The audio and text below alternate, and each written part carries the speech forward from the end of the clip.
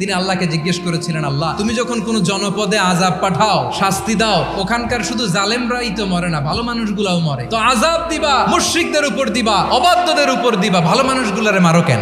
আযাব যখন আসে তখন শুধু জালিমই মরে না, আলেমও মরে। জানেন, মুসা আলাইহিস সালামের পায়ে একবার একটা লাল পোকা কামড় দিয়েছে, লাল পিঁপড়া। তো উনি রেগে মেগে পাশে দেখে লাল পিঁপড়ার বাসা, পা দিয়ে ডলে মুছে সবগুলো পিঁপড়া মেরে ফেলছে। এই ঘটনাটা আল্লাহ ঘটিয়েছেন, এজন্য মুসা আলাইহিস সালাম ছিলেন কালিমুল্লাহ, সরাসরি আল্লাহর সাথে কথা বলতেন। আল্লাহ বললেন, মুসা তোমার যে কামড় দিছিল পায়ের মধ্যে পিঁপড়া, কয়টা পিঁপড়া? একটা পিঁপড়া, তো সবগুলারে মারলা কেন? রেগে মেগে পুরো পিঁপড়ার বাসা ভেঙে মেসাকার করলা কেন? এই মুসা, আমি যখন অ্যাকশনে যাই, আমি যখন শাস্তি দেই, তখন এত বাস বিচার করা হয় না, বাস বিচার করা যায় না। যখন অ্যাকশনে যাওয়া হয়, ওইটা ডাইরেক্ট অ্যাকশন হয়ে যায়। চিল্লায় বলো ঠিক কি না? এজন্য আমাদের বাঁচার জন্য হলেও এই পাপ থামাতে হবে, কারণ আযাব আসলে ওরাও মরবে, আমরাও মরবো।